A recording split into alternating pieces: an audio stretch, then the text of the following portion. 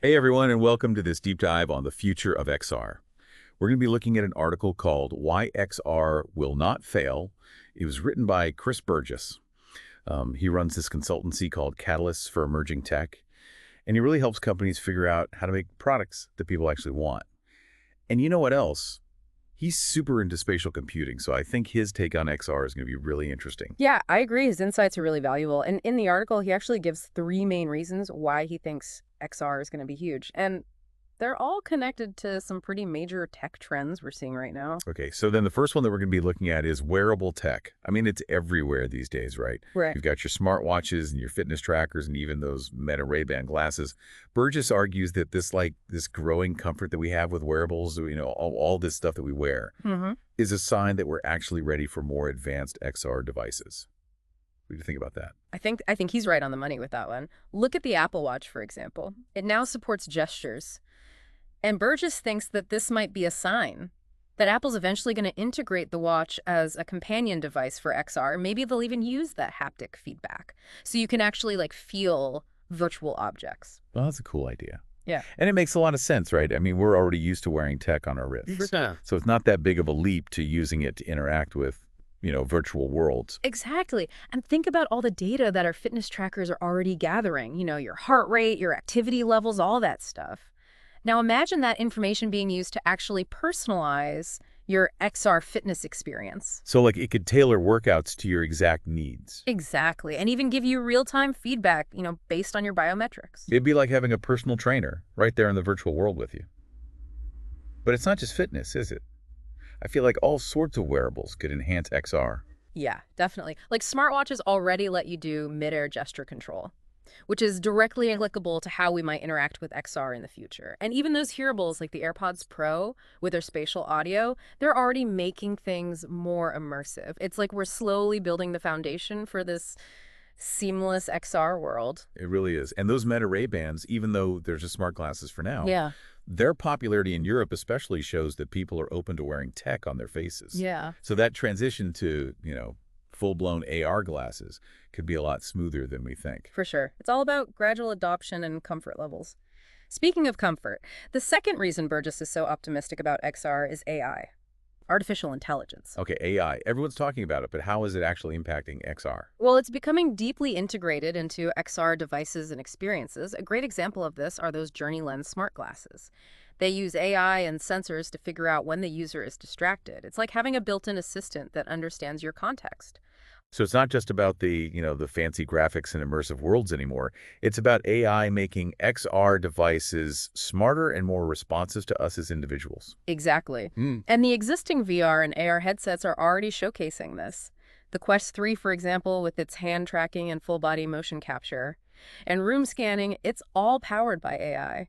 It really takes the immersion to a whole new level. What about the Apple Vision Pro? I mean, the eye tracking and the hand gesture controls seem pretty mind-blowing. They really are. It seems like they're trying to make interactions in XR as natural as possible. Yeah. But here's what's really interesting. AI in XR goes way beyond headsets. Remember those sensors and smart glasses we were talking about? With AI, they could potentially monitor things like your sleep patterns or even your eating habits, which would contribute to a much more holistic, approach to well-being. So it's not just about entertainment or, work even. XR could actually help us live healthier lives. Absolutely. But there's more to AI than just sensors. Yeah. Right? What about language processing? Right. Natural language processing, or NLP, is breaking down language barriers. Like in virtual meetings, for example, it can do real-time translation. And imagine virtual assistants in smart glasses that can understand you and respond. To even complex requests, it'd be like having a personal AI guide through your day. Yeah. It sounds like AI is really shaping the future of XR. But there was one AI development that Burgess mentioned that I thought was really exciting. Generative AI. What is that all about? So with generative AI, you can describe something and have it created in the virtual world as a 3D model. Wait, so you're saying we could just conjure things into existence with our words? Like in a sci-fi movie? That's the potential. Snap Spectacles are already experimenting with this. They're letting users create basic 3D models just from simple descriptions. Oh, wow. That is pretty amazing. Okay, so we've got the wearables becoming more and more popular. We've got this transformative power of AI. What's the third factor that Burgess thinks will contribute to XR success? Competition. The XR landscape is heating up right now. You've got, Major players like Apple, Google, and Meta all competing for a slice of the pie. It's like the battle of the operating systems all over again. But this time, it's for spatial computing. So how do you think this is all going to play out? And who do you think is going to come out on top? Well, that's the million-dollar question, isn't it? With this recent announcement of Android XR, it's essentially a three-way race now between Apple, Google, and Meta. It'll be interesting to see how this impacts Meta, especially since they've been kind of leading the VR charge so far. Yeah, things are going to get interesting. But regardless of who, wins this whole thing, Burgess believes that the competition is actually going to be good for XR in the long run. Why is that? Because competition drives innovation. When companies are constantly trying to outdo each other, they have to come up with new ideas, invest in research and development, and really push the boundaries of what's possible. So it's like a tech arms race, but instead of weapons, they're fighting with cutting-edge user experiences. Exactly, and each company is bringing its own strengths and strategies to the table. Apple, for example, is focusing on a tightly integrated hardware and software ecosystem, like they always do. They want to provide a seamless and polished experience. That's classic Apple. So Yeah. what about Google? They tend to take a more open approach. Right. So with Android XR, they're all about providing the building blocks for XR experiences across a range of devices, from headsets to glasses. They want to create a more open and diverse XR landscape.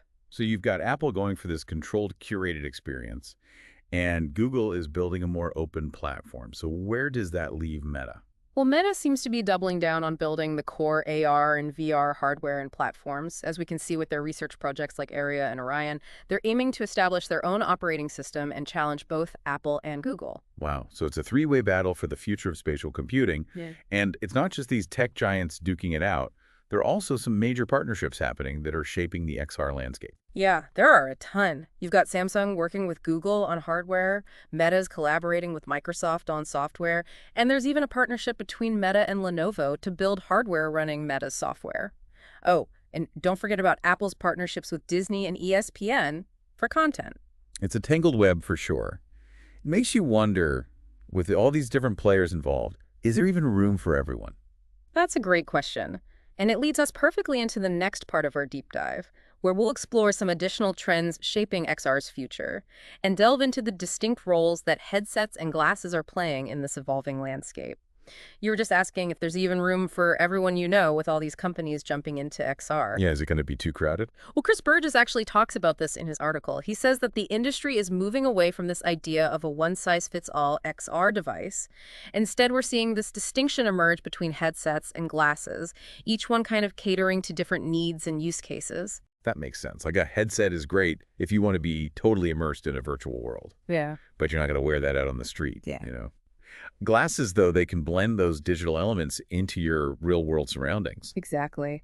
So headsets are becoming more focused on those immersive at-home experiences, like gaming or virtual travel, even attending a virtual concert with your friends. It's all about escaping into another reality. But glasses are designed for more practical, everyday applications. They enhance your real-world experience with digital information and interactions. So you'd be walking down the street and have directions overlaid right onto your vision. Or you could be looking at a menu and see 3D models of the dishes pop up in front of you. It's like a heads-up display for real life. Yeah, exactly. And this specialization between headsets and glasses, it's leading to some specialized hardware development as well. Remember, we were talking about processing power, dedicated chipsets like Qualcomm's XR2 Gen 2 and Apple's R1 chip. Those are designed specifically to handle the demands of XR. So the industry's realizing that XR needs its own, purpose-built hardware to really reach its full potential. We can't just keep trying to cram XR functionality into our phones and stuff. Right. And there's even more competition coming on the hardware front. MediaTek, which makes mobile chipsets, is now emerging as a player in the XR space. They're even partnering with companies like Meta. So that means even more innovation and advancements in the hardware. More competition is usually a good thing for consumers, right? It pushes everyone to make better products. Exactly. But processing power isn't the only thing that matters when it comes to the hardware. What about design and comfort? Oh, that's super important. No one wants to wear a big, bulky headset for hours at a time. But thankfully, XR devices are getting smaller and lighter and more ergonomic. Things like external batteries and adjustable straps are making a big difference. So we're finally moving away from those clunky first-generation VR headsets. Hopefully. Yeah. It seems like we're moving towards a future where XR devices are not just powerful. but also, comfortable and stylish enough to wear in our everyday lives. I think so. And as display technology keeps improving, the visuals are only going to get more realistic and immersive. It'll be harder to tell the virtual world from the real one. That's kind of trippy. It is. But even with all the advancements in hardware and AI, there's one thing that's absolutely essential for XR to truly take off: content. Yeah, that's true. Yeah, What good is an amazing headset if there's nothing interesting to do with it? exactly. And that's where content creation tools come in. Platforms like Unity and Godot are making it easier than ever for developers to build immersive experiences. So it seems like there's a whole new generation of developers coming up Yeah. who are going to be creating the content that's going to power the future of XR.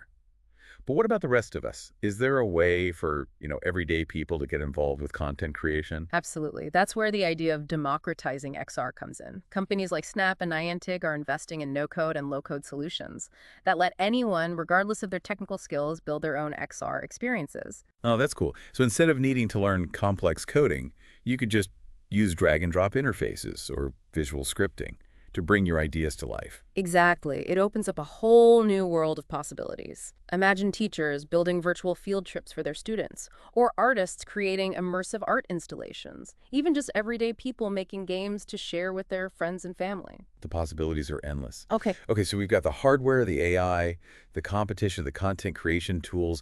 It really seems like everything's coming together for XR to become this huge thing. Yeah, it does. And that's definitely the feeling you get from Chris Burgess's article. He's super bullish on the future of XR.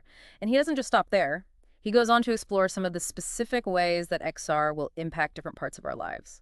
One area he highlights is the potential for XR in the workplace. XR for productivity and collaboration. I've heard a lot of buzz about that. It's a hot topic. Yeah. And Burgess talks about how XR could revolutionize training and education.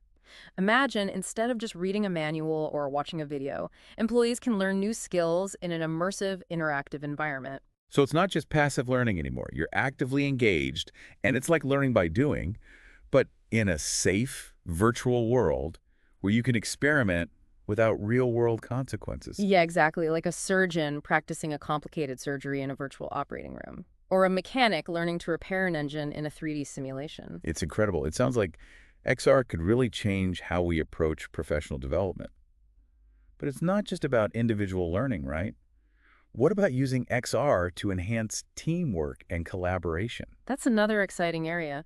Imagine attending a virtual meeting where you're all in the same room together. You could be brainstorming on a whiteboard or reviewing 3D models. You could even just be socializing and getting to know each other better. It's like taking video calls to a whole new level. Exactly. Instead of just seeing faces on a screen, you're actually in the same space, so the interactions are going to be more engaging and productive. Yeah. And think about the potential for XR in design and prototyping.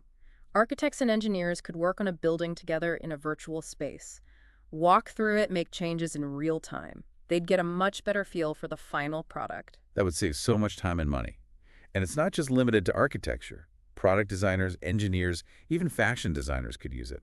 It's like bringing those ideas to life before they even physically exist. Yeah, it's amazing. And you can even use XR later down the line for virtual walkthroughs and inspections during construction, so stakeholders can identify potential issues early and prevent costly mistakes. It's like XR could streamline that whole project lifecycle, from design to building and beyond.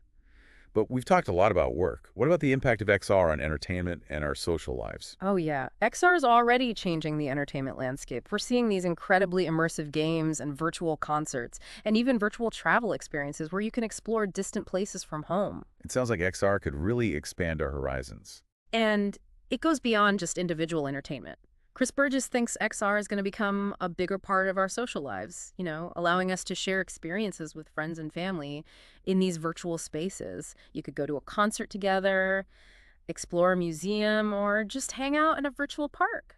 It's interesting to think about how XR could blend our physical and digital social lives. It is. And with social VR platforms and the integration of social media into XR, we're just scratching the surface of the social potential of virtual worlds. This is a really exciting time to be following XR. There's so much potential.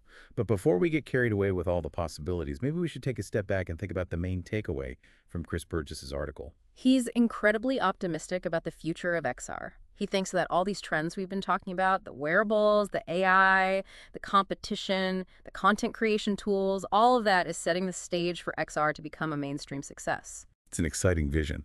But even with all these positive developments, there are still some challenges and uncertainties.